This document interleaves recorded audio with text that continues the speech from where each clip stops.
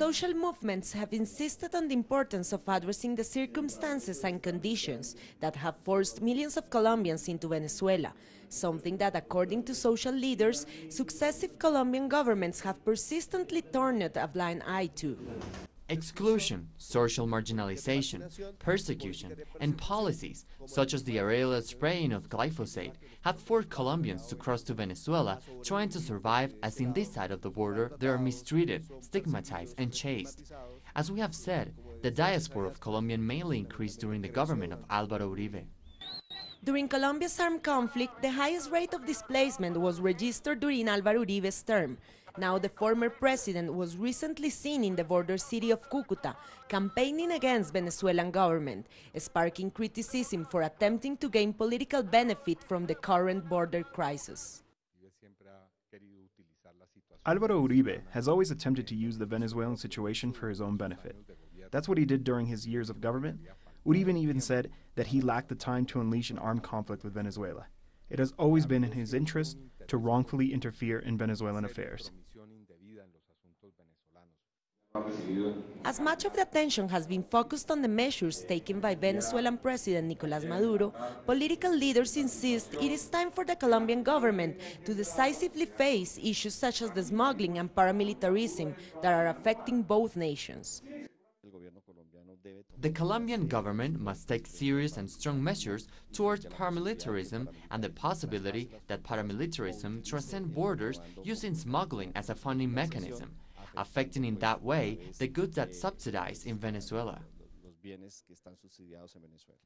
Tackling paramilitarism is also seen as a critical issue for peace construction, that as Colombia is attempting to bring to an end its armed conflict. Natalia Margarita, teleSUR, Bogotá, Colombia. Beneficios a la humanidad. I want to show you a little bit of what's going on in the streets of Cúcuta. You can find informal stands everywhere. Here we can see how personal hygiene items have been sold. We're going to try to speak to someone over here. Sir, can you please tell me your name? Freddy. Mr. Freddy, after the closure of the border, we heard some vendors are saying they are being affected. Yes, we are very affected by the border closure. We are suffering the impact on our businesses as the sales have declined by 80%. And why is that? Where do these products come from? They come from Venezuela. 80% of our products come from Venezuela, and only 20% of what we sell comes from Colombia. Are you aware of the fact that maybe this is draining Venezuela's economy, as a lot of products you're selling are actually missing there? Yes, we know that, but as they say, Cúcuta's situation, one of the main cities in Colombia, is one of the most economically critical in our whole country. I also want to show you the Venezuelan milk that arrives to these stands. Right here we can observe the different kinds of milk coming from Venezuela. Also, we can see diapers, tampons, all these items are coming from there.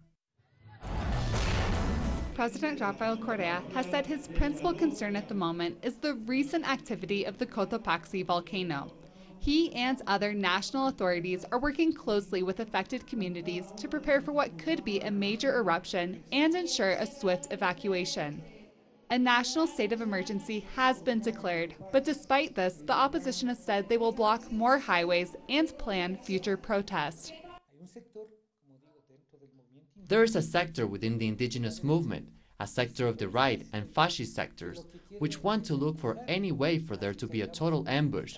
And in this ambush, they want deaths, injuries to justify an uprising or whatever other action to destabilize the country and perhaps even overthrow the national government.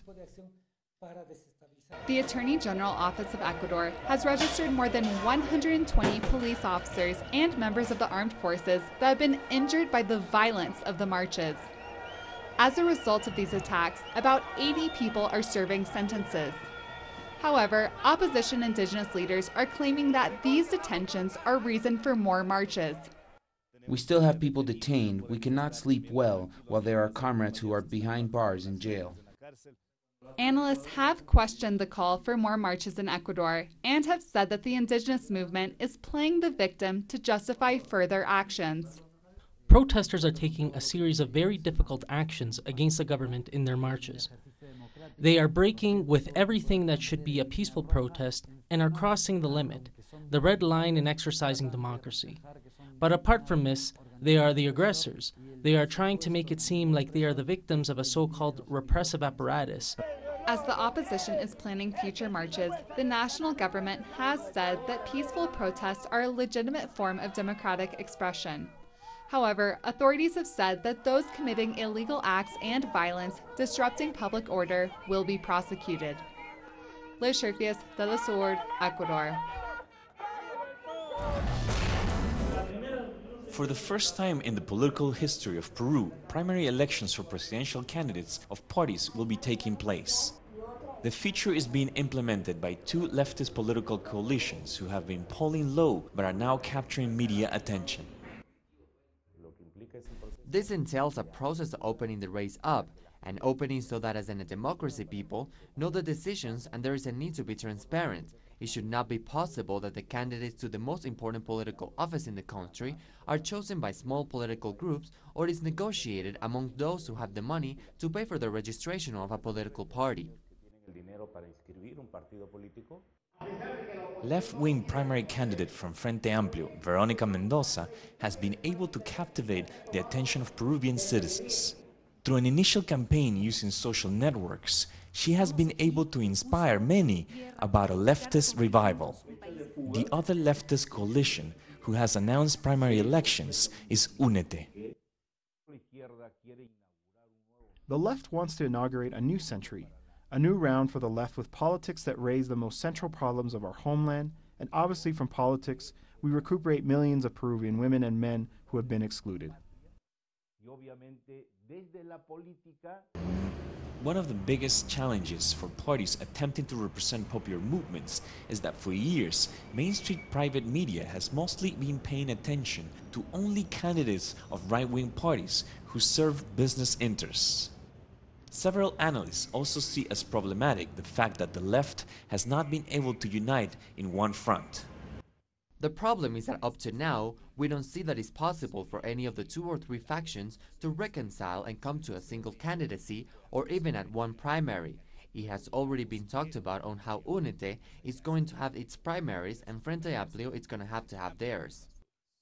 The two leftist coalitions will be holding primaries in September and October, and they will have until April of next year to gain support for the general presidential elections. Such time frame puts pressure on the candidates, but Peru has had surprising election results often. Rael Mora, teleSUR, Lima. Olga Cruz was only 15 years old when she had her first child. At 17, she had her second. As a teenager with two children, Olga's struggle was notable. However, she had a daycare in her high school which gave her the ability to continue her education. I had the center, which was in the same school and could help me. I could never say I won't go because I have nowhere to leave my child while I'm at school. Olga is among the mere 40% of teenage mothers who finished their high school education and is now working on obtaining her bachelor's degree. She believes more knowledge can deter teen pregnancy. However, there is currently no federal funding for comprehensive sex education in the United States. Educating the parents about being more open with their children, and they have to let them know that if they are going to be involved with a young man or a young woman, they have to use protection or simply wait. Programs like the Teen Parent Daycare aim to help teenage mothers complete their education. However, these programs sometimes struggle to get funding, which can help them reach their goals. The funds come from the federal government and sometimes are very limited. So we have to look for other funding, apply for alternative funding, so we can maintain high-quality service for the children. Among industrial nations, the United States has the highest rate of teen pregnancy and teen parenthood. 3 in 10 teen girls will get pregnant at least once before age 20. Bianca Perez, teleSUR, Washington, D.C. Countries in the Caribbean are determined to highlight and raise awareness of the unique challenges they face in pursuing sustainable development goals. St. Lucia's Sustainable Development Minister says the region must decide how to transition from Millennium Development Goals, MDGs, to Sustainable Development Goals, SDGs. He says it is important that the discussions at the UN summit in September take into account the immediate and medium-term constraints facing the region. As you know, the 8 MDGs will be replaced by 17 Sustainable Development Goals and 169 targets. That will come with its own set of pressures, its own set of mechanisms that we have to put in place at the domestic level, because MDGs were already the purview of the Ministry of Community Development or Social Transformation. SDGs is everybody's vision. Governments across CARICOM have made a concerted effort to get the average citizen speaking about climate change issues. Recently, they solicited the help of artists and media workers to help inform populations about the impacts of climate change.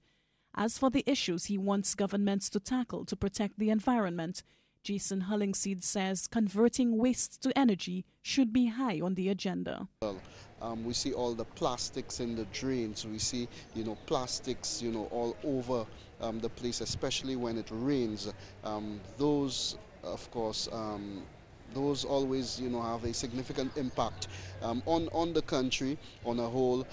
It leads to flooding, in the capital. It leads to flooding and landslides, and contributes to that in other communities, throughout the island. So I think that is one of the major issues that needs to be addressed is, proper garbage disposal. How do we get rid of all the plastics, whether we set up a waste to energy project. Another resident, Miguel Favre, believes that climate change awareness must start with every individual. He says people need to be more aware of the impact of littering on the environment. I think our laws should become a bit more draconian, particularly as it relates to climate change mitigation efforts. And I'm talking about things like littering. Oftentimes we see a sign saying $5,000 penalty for dumping of garbage, yet we still see garbage all around it. There is no form, of how do I put it, of surveillance and that kind of stuff. And I think that we should start personally.